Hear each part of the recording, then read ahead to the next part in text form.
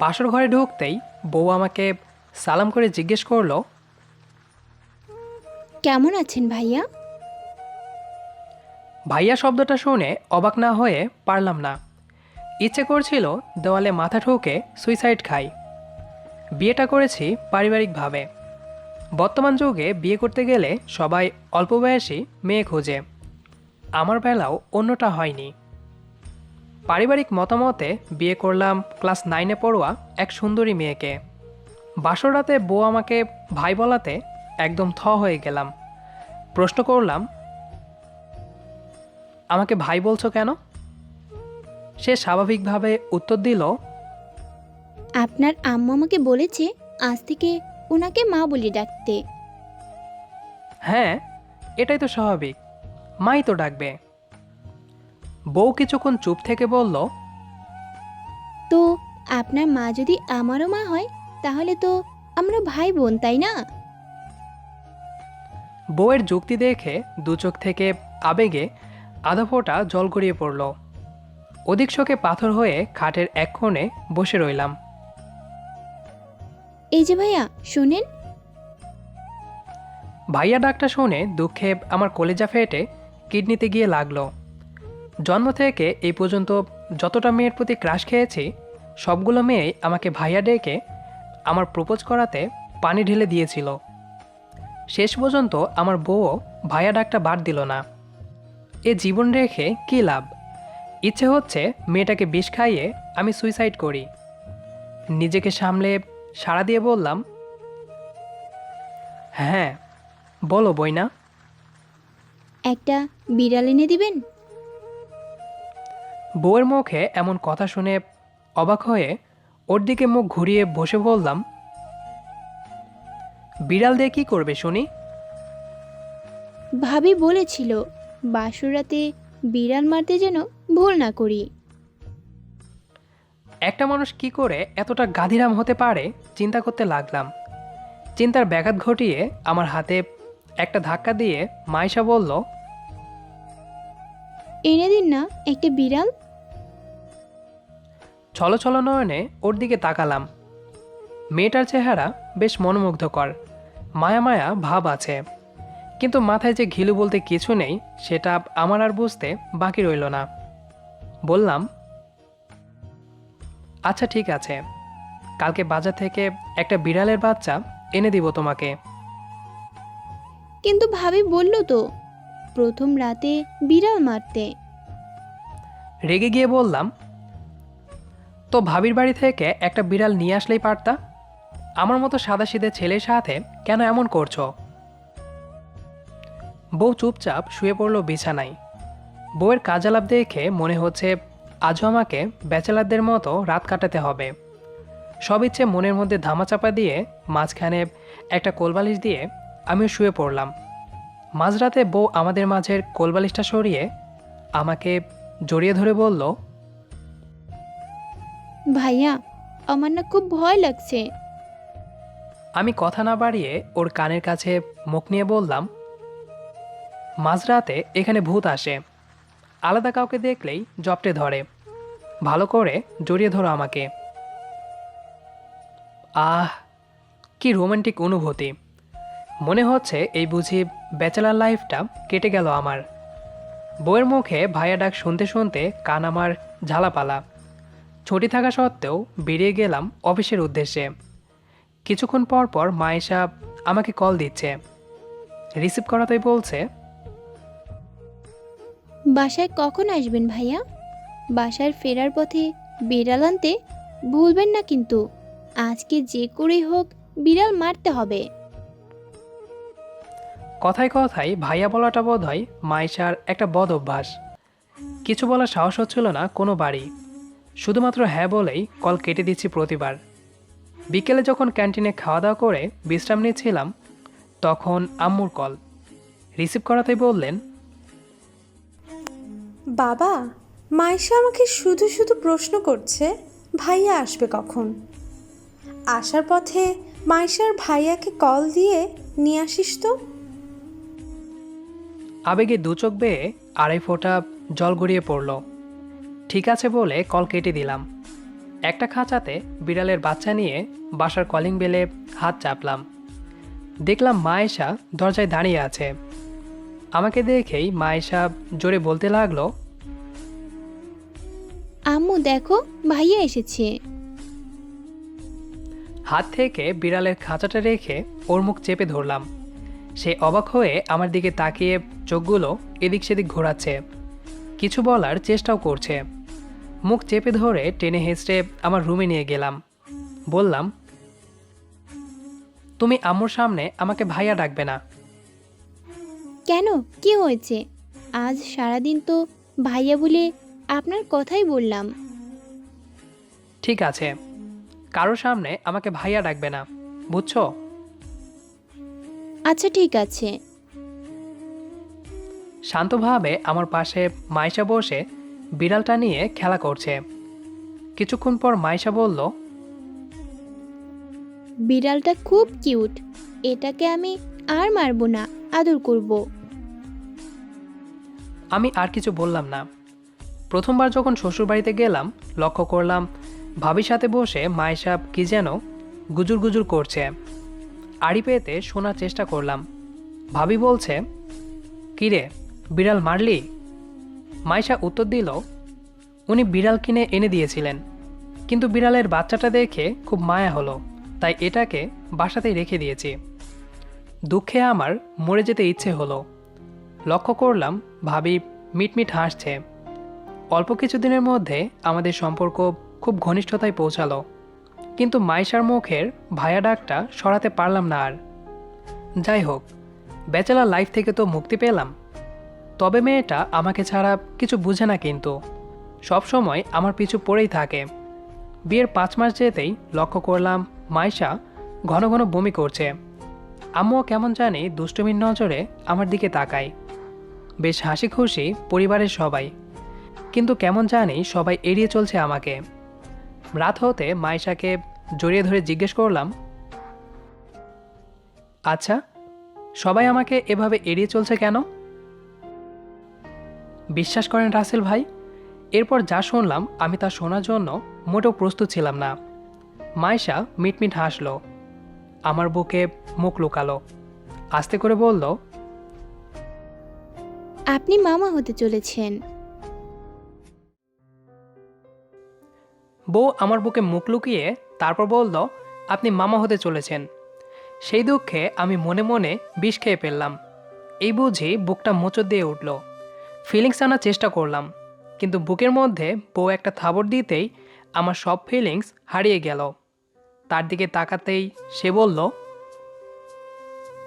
কি হলো ভাইয়া, চুপ করে আছেন কেন?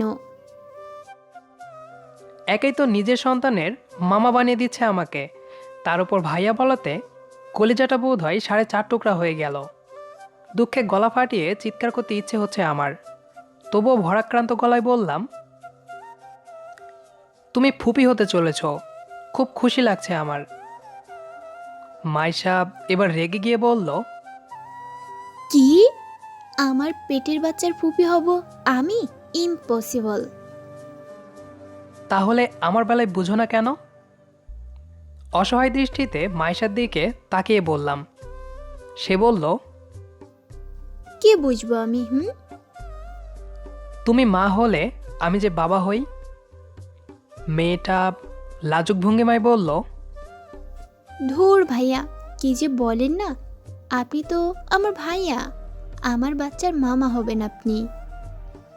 আমি আবারও বোঝানোর চেষ্টা করলাম, আরে বুঝো না কেন, তুমি যে বাচ্চার মা হবে আমিও সেই বাচ্চার বাবা হব।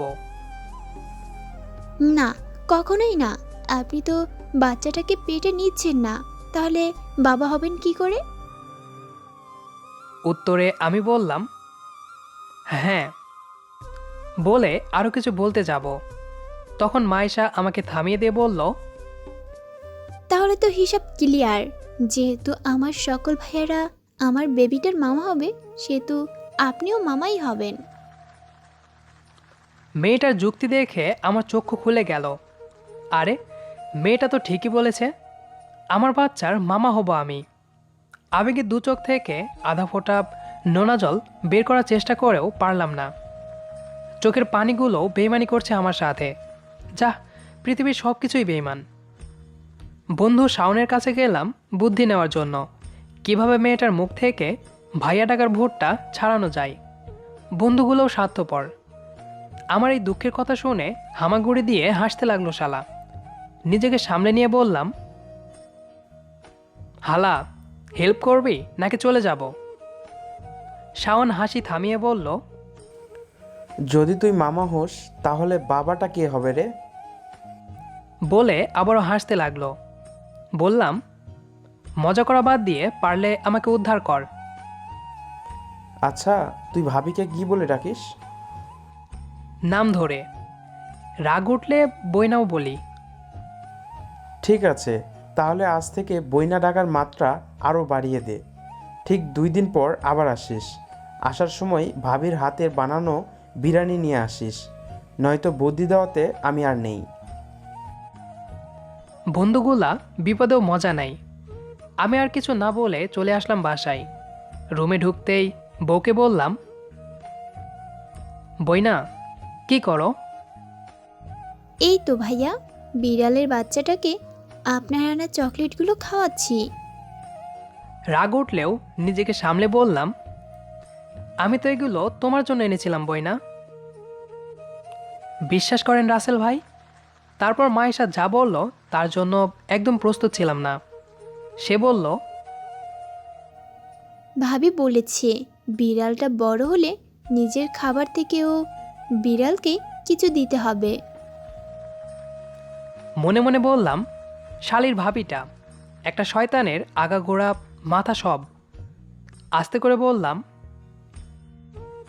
ঠিক আছে, খাওয়াও, যত পারো খাওয়াও। বিড়াল মারা তো আর শেখনি, পারলে আমার ভাগেরগুলোও খাওয়াও। কিছু বললেন? না, কখনোই না। আমি কি তোমাকে কিছু বলতে পারি? মন ভরা দুঃখ নিয়ে রুম থেকে বের হয়ে আসলাম। বন্ধুর বুদ্ধি ফলো করতে গিয়ে কিছুক্ষণ পর আবারও বললাম, বইনা, কি করো? এই তো ভাইয়া, ভাবির সাথে কথা বলে শুইলাম মাত্র। তা কি বললো ভাবি? বলল বিড়ালটাকে বেশি করে খাওয়াতে, এটা তাজা হলে নাকি আমার পেটের বাবুটা অনেক সুস্থ থাকবে। কিছু না বলে সাথে সাথে এক গ্লাস পানি খেয়ে আত্মহত্যা করলাম। ভাবি বলেছে কি আর মেয়েটা বুঝছে কি? তা বলছি কি, আমি তো তোমার ভাইয়া, তাই না? 2 দিন পর বন্ধু থেকে বুদ্ধি নিয়ে আবারও আসলাম মায়েশার কাছে। যদিও শালা বিরিয়ানি খাওয়াটা ছাড় দেয়নি। এই 2 দিন ঘন ঘন বইনা বলতে বলতে আমাদের মধ্যে ভাই বোনের সংখ্যা খুব বেড়ে উঠেছে। বন্ধুর বুদ্ধি শুনে বাসায় ফিরে বউকে বললাম,